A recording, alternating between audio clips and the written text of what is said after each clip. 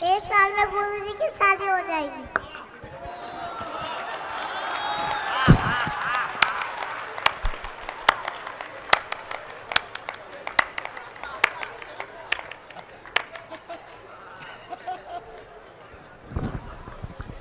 तुमको शिक्षा किसने दी? ये कौन सिखाता है तुमको? पापा। चलो तो पोल खुल गई अब। और बहुत प्यारे हो तुम। कोई प्रश्न तो नहीं है तुम्हारा? नहीं। नहीं? शादी करोगे?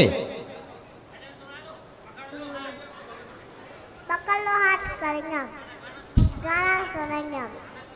सुनाओ गाना।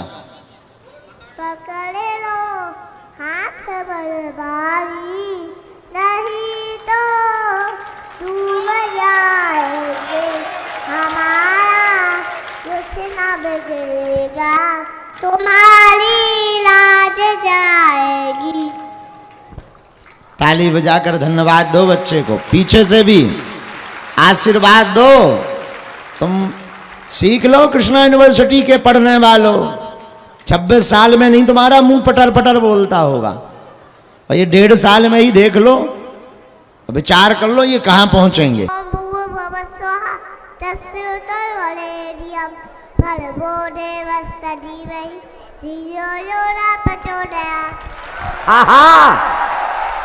जोरदार ताली बजाओ। सुन लो बूढ़ो, तुम 20-20 साल के हो गए, तुम्हारे मुंह से ना निकले।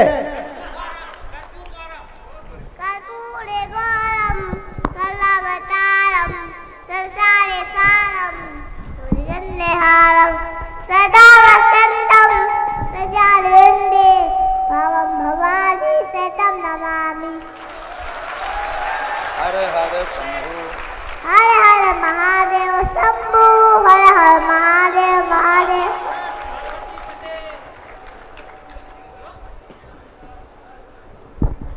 तुम हमारे चेला बन जाओ।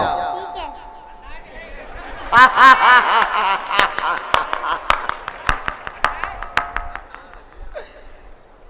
पक्के वाले चेला की कच्चे वाले हैं?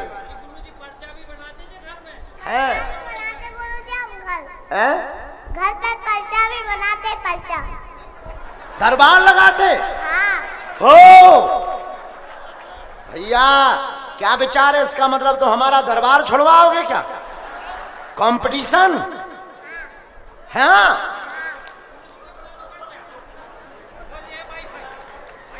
कि रामचंद्र जी के चरित्र को रावण के चरित्र से बहुत अच्छा कहा गया है, लेकिन दूसरी तरफ रावण का चरित्र भी अच्छा था, लेकिन उनके चरित्र को बहुत बुरा कहा जाता है। ऐसा क्यों कहा जाता है? बहुत सुंदर प्रश्न है बहन का, ताली बजाकर धन्यवाद दो।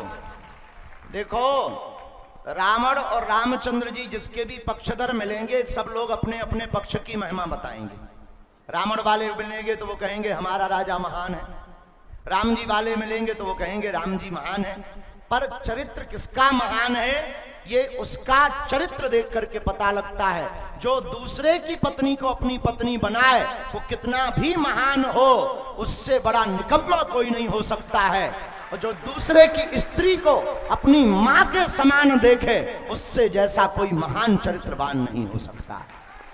तो राम और रावण में यही फर्क है कि रावण दूसरे की स्त्री को अपना बनाना चाहता है, और राम जी दूसरे की स्त्री की छाया को देख करके भी उसको मां से संबोधित करता है। इसलिए राम जी का चरित्र महान है और राम जी भी महान है। सीताराम बिटिया, धन्यवाद।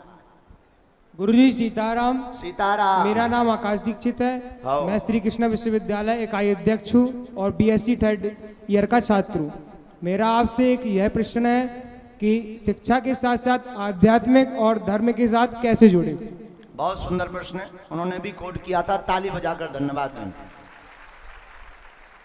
शिक्षा के साथ साथ अपने प्रतिदिन के शिक्षण के समय में विद्यार्थियों को रामचरितमानस की सूक्तियों को मोटिवेशनल भाव से पढ़ना चाहिए। रामचरितमानस के आधार पर अपने जीवन को प्रारंभ करना चाहिए और भारतीय संस्कृति, सनातन संस्कृति से जुड़े रहने के लिए अपने आचार्यों की जीवनी, स्वामी विवेकानंद, अथवा स्वामी रामकृष्ण परमहंस, इन आचार्यों की जीवनी को आप पढ़ेंगे, ध्रुव प्रहलाद हनुमान जी के चरित्र को अगर आप पढ़ेंगे तो शिक्षा के साथ साथ आपको ज्ञान की बातें भी मिलेंगी और शिक्षा के साथ साथ आप संस्कृति से भी जुड़ जाएंगे। इसलिए प्रत्येक विद्यार्थी को, जैसे आपके हर घंटे के वो होते हैं ना क्लासेस, उन क्लासेस में 5 मिनट का भी समय मिले तो हनुमान चालीसा पढ़ लेना चाहिए, और 10 मिनट का समय मिले तो 4-5 चौपाइयां रामचरितमानस की पढ़ लेनी चाहिए। संडे का दिन मिले तो तय कर लो कि 1 घंटा रामायण पढ़ेंगे, और अगर आप संडे के दिन में आप 1 घंटा रामचरितमानस पढ़ोगे तो आप पढ़ते पढ़ते संस्कृति से भी जुड़े रहोगे, अध्यात्म से भी जुड़े रहोगे, और हजारों धर्म विरोधियों के बीच में खड़े होकर के ठठली बार पाओगे। धन्यवाद। गुरुजी प्रणाम। गुरुजी, मैं श्री कृष्णा विश्वविद्यालय की बीएससी नर्सिंग में अध्ययनरत छात्रा दीक्षा यादव। गुरुजी, मेरा आपसे यह प्रश्न है कि गुरुजी, कुछ महापुरुष बोलते हैं कि हम मंदिर में भगवान से आंखें बंद करके प्रार्थना करनी चाहिए, और कुछ महापुरुष बोलते हैं आंखें खोल कर प्रार्थना करनी चाहिए। आखिरकार सत्य क्या है गुरुजी? कैसे प्रार्थना करनी चाहिए कि स्वीकार हो? जिसकी भीतर की आंखें खुल गई हो उसे बंद करके प्रार्थना करनी चाहिए। जिसकी भीतर की आंखें खुल गई हो, मतलब जिसके ज्ञान के चक्षु, रामचरितमानस में भीतर की आंखों का वर्णन आया, ज्ञान विराग नयन उर्गारी। ज्ञान और वैराग्य नाम के 2 नेत्र अंधर हैं, जिसे कहते हैं अंधर की ज्योति जलाना। तो जो आंख बंद करके उस मूर्ति को देख सके उसे आंख बंद करके प्रार्थना करनी चाहिए। हमारे जैसे लोगों को तो देखते हुए भी नहीं दिखाई पड़ते हैं, इसलिए आंखें खोल करके उनको प्रार्थना करनी चाहिए। सीताराम, धन्यवाद। परम पूज्य गुरुदेव के चरणों में मेरा कोटि कोटि नमन। जय हो भाई साहब। मैं आशीष मिश्रा श्री कृष्णा विश्वविद्यालय के कृषि संकाय का छात्र हूँ। वाह। परम पूज्य गुरुदेव, आपका बहुत बहुत स्वागत है जो आप हमारे श्री कृष्णा विश्वविद्यालय में पधारे, और आदरणीय डॉक्टर ब्रजेंद्र सिंह गौतम और चेयरमैन पुष्पेंद्र सिंह जी का भी बहुत बहुत धन्यवाद करना चाहते हैं, जिन्होंने इतना अच्छा कार्यक्रम का आयोजन किया, और साथ में सभी युवाओं से आपका संवाद करने का ये जो मौका और अवसर हम सब श्री कृष्णा विश्वविद्यालय के छात्रों को प्राप्त हुआ है, निश्चित ही तौर पर ये कहीं ना कहीं आगे चलकर प्रगति लाएगा। वाह। कहाँ के हो श्रीमान? सर वो परम पूज्य गुरुदेव हम बमीठा के हैं, वहीं आपके पास ही के हैं। नागतरे को है। हाँ, पास ही के कहा है, हम सीलोन के। तो परम पूज्य, आध्यात्मिक जगत में प्रगति कैसे करें और साथ में भौतिक जगत में कैसे संतुलन बनाए रखें, क्योंकि आध्यात्मिक जगत की जो प्रगति है वो सबको दिखाई नहीं देती, जबकि भौतिक जगत की जो संपत्ति है और प्रगति है वो सबको दिखाई देती है। तो किस प्रकार से संतुलन बनाए और किस प्रकार से आध्यात्मिक जगत में बढ़े, इसके पर थोड़ा मार्गदर्शन कीजिए। भौतिक जगत में प्रगति पाने के लिए साधन की आवश्यकता है, आध्यात्मिक जगत में प्रगति पाने के लिए साधना की आवश्यकता है। साधन ज्यादा जुटेंगे, 4-5 फॉर्च्यूनर हो जाएगी, दुनिया वाले बड़ा आदमी कहने लगेंगे, तो भौतिक जगत में बड़े आदमी हो गए। और साधना बल पर कुछ भी ना रहे फिर भी शहंशाह की जिंदगी जीने लगो, सो आप आध्यात्मिक जगत में उन्नति प्राप्त कर गए। तो इसीलिए भौतिक जगत की उन्नति से श्रेष्ठ आध्यात्मिक जगत की उन्नति है, क्योंकि भौतिक जगत में जो पा लिया उसके बाद भी पाने की आवश्यकता रहती है। जब मकान बन गया तो गाड़ी हो जाए, गाड़ी हो गई तो वेयर हाउस हो जाए, वेयर हाउस हो गया तो अब फॉर्च्यूनर हो जाए। जिन पे फॉर्च्यूनर है वो रेंज रोवर के ख्वाब देख रहे, जो रेंज रोवर लिए बैठे वो BMW के ख्वाब देख रहे, फिर फरारी के ख्वाब, फिर हेलीकॉप्टर, फिर चार्टर्ड, और बाद में जय जय सीताराम। इसीलिए भौतिक जगत के साधन कितने भी बढ़ जाएं पर पाने की लालसा रहती है। आध्यात्मिक जगत में ना भी प्राप्त होवे तब भी संतुष्टि रहती है। इसलिए आध्यात्मिक जगत की उन्नति के लिए साधना की आवश्यकता है। किसकी आवश्यकता है? अच्छा, साधना क्या है? अब तुम अपने क्लास की छात्रा का नाम मत बता देना, बताओ सा, हम एक बार एक स्कूल में ऐसे ही गए थे पुराने जमाने में, हमने कहा शांति के साथ बैठ जाओ, तो चंगी लाल खड़ा हुआ, बोले गुरुजी शांति नहीं आई है, बबीता चलेगी। खैर ये नहीं बताएंगे कि वो स्कूल कृष्णा यूनिवर्सिटी ही थी। तो इसीलिए साधना का अर्थ जानना बहुत आवश्यक है। साधना का मतलब है साधना, उसको आप धीरे से पढ़ो, साधना। आप अपने आप को साधें पर साधन को ना साधें, संसार के साधन को ना साधें, अपने आप को साधें। आंखों को साधने के हमें देखना क्या है, कानों को साधने के हमें सुनना क्या है, वाणी को साधने के हमें बोलना क्या है, इसी का नाम साधना है। जिसने ये साध लिया वो आध्यात्मिक जगत में भी उन्नति पा जाएगा। जय हो बमीठा वाले की। विराज जाओ अमीर आदमी, फॉर्चूनर 4 से लिप जाए तो हमें बताइयो। चलो अगला। साधु जी सीताराम। सीताराम बहना। मेरा नाम ज्योति है, मैं बी डिजाइनिंग की छात्रा हूँ और साथ में NCT B designing fashion design. अच्छा फैशन डिजाइन जी भाई, अपनी अंग्रेजी उतनी तेज नहीं। और साथ में मैं एनसीसी कैडेट हूँ। वाह बहुत सुंदर, ताली। धन्यवाद गुरुजी। मेरा आपसे ये सवाल है कि जैसे हम कहते हैं कि सभी कहते हैं कि राम जी जो हैं वो अंतर्यामी हैं, वो साक्षात विष्णु जी का अवतार हैं और उन्हें अंतर्यामी कहा जाता है, तीनों लोकों के स्वामी। लेकिन जब उन्होंने युद्ध का घोड़ा छोड़ा था तब वो लवकुश ने पकड़ लिया था, तब वो सब जब हार गए थे तो स्वयं राम जी उनसे युद्ध करने गए थे। तो स्वयं राम जी क्यों अपनी संतान को नहीं पहचान पाए, अपने लवकुश को क्यों नहीं पहचान पाए? बहुत सुंदर प्रश्न है, ताली बजाओ। जिन्होंने रामायण पढ़ी नहीं है उनके अंदर ऐसे ही कीड़ा दौड़ते हैं।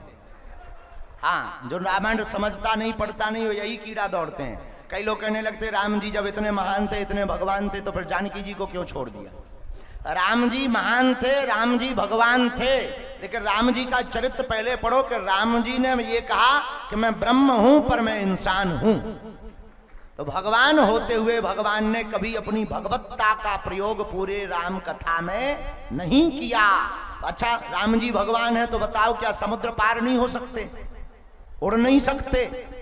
हनुमान जी जब उड़ सकते, उनके चेला उड़ सकते, तो गुरु जी नहीं उड़ सकते क्या? तो राम जी उड़े क्यों नहीं?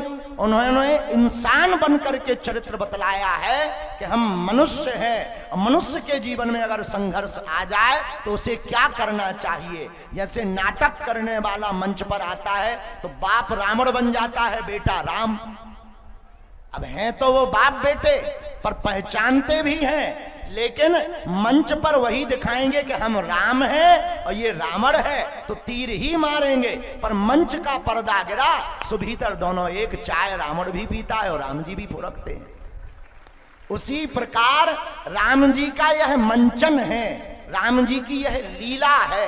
ब्रह्म तो है पर मनुष्य बनकर भगवान ने भगवत्ता का प्रयोग नहीं किया, इंसान बनकर के इंसानों को बताया कि अगर ऐसी परिस्थिति आ जाए तो क्या करना चाहिए।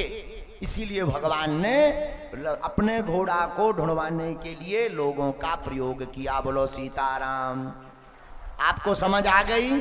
हाँ धन्यवाद बहना, सीताराम। चलो अगला। गुरुदेव आपके चरणों में मेरा कोटि कोटि प्रणाम। मैं हो। अखिल भारतीय विद्यार्थी परिषद श्री कृष्णा विश्वविद्यालय का उपाध्यक्ष गौरव परमार हूँ। वाह। मेरा प्रश्न आपसे ये है, जीवन में शिक्षा के साथ साथ क्या महत्वपूर्ण कार्य है जिसको पाने के लिए हमें सब कुछ त्याग देना चाहिए? बहुत सुंदर, ताली बजाकर धन्यवाद दो। जीवन में शिक्षा के साथ साथ शिक्षा ही महत्वपूर्ण है और कोई द्वितीय महत्वपूर्ण नहीं है। विद्यार्थी के लिए विद्या अर्जन करना ही महत्वपूर्ण है और विद्या अर्जन करके विद्या का सदुपयोग करना महत्वपूर्ण है। बहुत से विद्यार्थी पढ़ तो जाते हैं पर दूसरों को नहीं पढ़ा पाते, कुछ कर नहीं पाते हैं, इसलिए कई लोग घर पर ही बैठे रहते हैं। इसलिए विद्या पाकर के विद्या ददाति विनयम विद्या पाकर के विनम्रता आनी चाहिए, विद्या प्राप्त करने के बाद सफलता होनी चाहिए, विद्या प्राप्त करते विद्या विवाद के लिए नहीं, विद्या से संवाद होना चाहिए। और विद्या पाकर के सबसे महत्वपूर्ण गुण, महत्वपूर्ण काम यह है कि वो खुद तो पढ़ चुका हो तो ना पढ़े वाले को भी पढ़ाए, यह महत्वपूर्ण है। आपका बहुत बहुत धन्यवाद। ऐसा विद्यार्थी महान होता है। तुम्हारा भी धन्यवाद जी बहना। हाँ बिल्कुल, माइक ले सकते हो।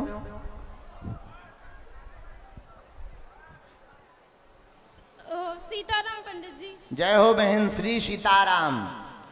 सर लोगों ने हमें माइक देने से मना किया, इसलिए हम मांगे आ गए। नहीं तुम ठीक आ गई, अपना अधिकार ऐसे ही मांगना चाहिए। अपना अधिकार ना मिले तो छीन लेना चाहिए। हाँ। तो अगर नहीं देते तो आप आगे ठीक आई, तुम्हें छीन लेना था माइक। शिक्षा का मतलब ही यही है कि अपना अधिकार प्राप्त कर लो। हम आपसे ये क्वेश्चन पूछना चाहते हैं कि हम माँ जगत जननी आदि शक्ति जो है, जिनने सारे जगत की रचना की है, वहाँ से जो सारे भगवान जी आए तो हम उन माता को मानते हैं। जैसे कि कहा गया है, एक ही साधी सब सदी, सब साधी सब जाएं।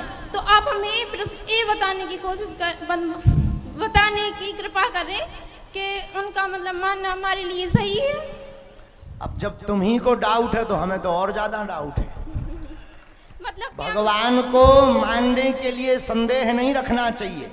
जिसकी प्यास जहां बुझे उसके लिए वही समुद्र है।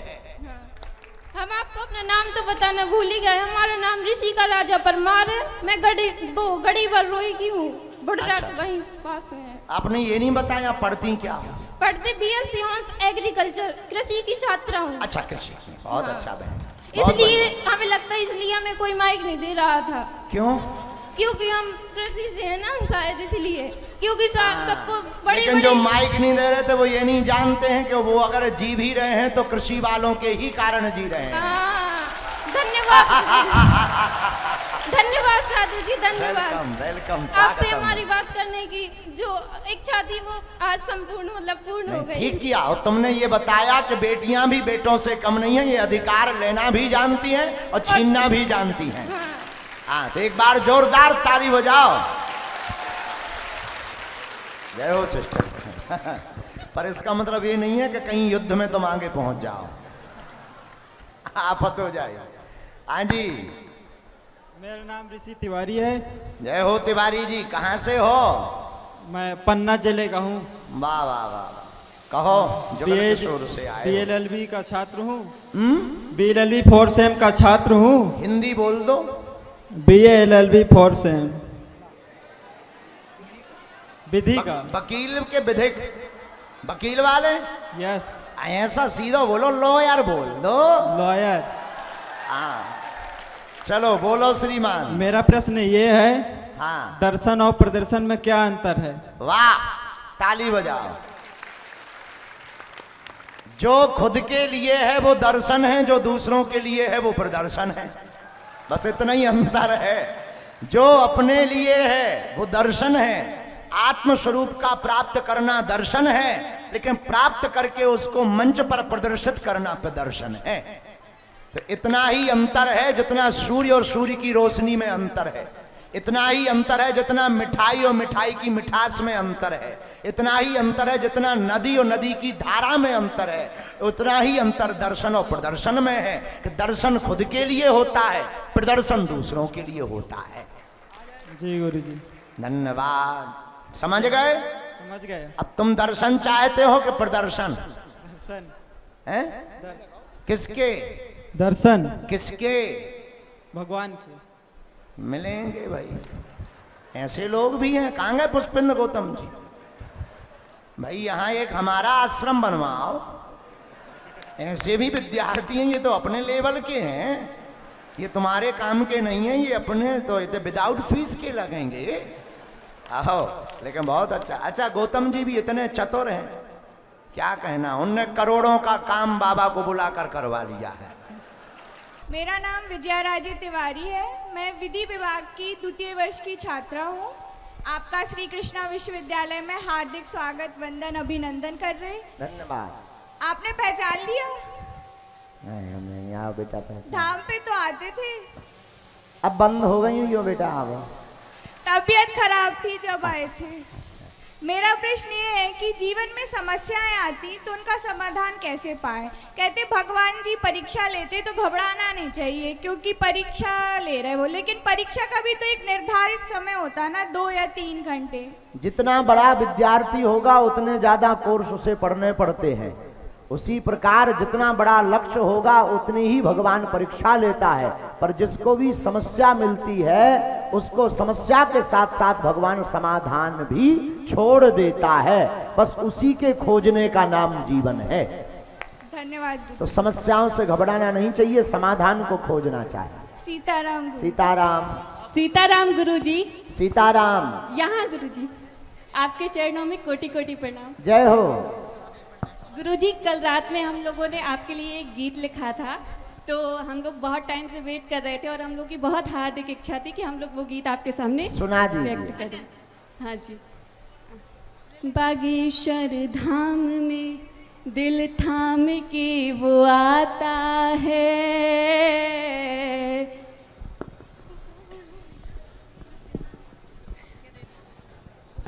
मैंने सुना है कि जिसको तू चाहे उसको तू बुलाता है। तेरे दरबार में सर झुकाकर मैं भी आई हूँ। मैंने सुना है कि किस्मत भी तू बनाता है। रामा रामा रामा रामा रामा रामा रामा भर दो झोली, भर दो झोली मेरी, हाँ बालाजी लौट कर घर न जाऊंगी खाली। भर दो झोली मेरी, हाँ बालाजी लौट कर घर न जाऊंगी खाली। देख कर के गड़ा का करिश्मा सारी दुनिया चकित हो रही है।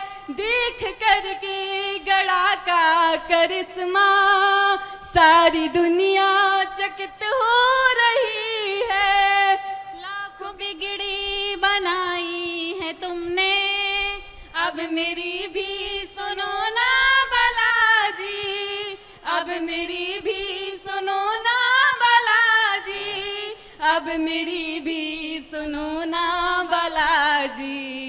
भर दो झोली बालाजी, भर दो झोली हम सबकी, भर दो झोली मेरी, हाँ बालाजी लौट कर घर न जाऊंगी खाली। भर दो झोली मेरी, हाँ बालाजी लौट कर घर न जाऊंगी खाली। श्री सीताराम। श्री सीताराम।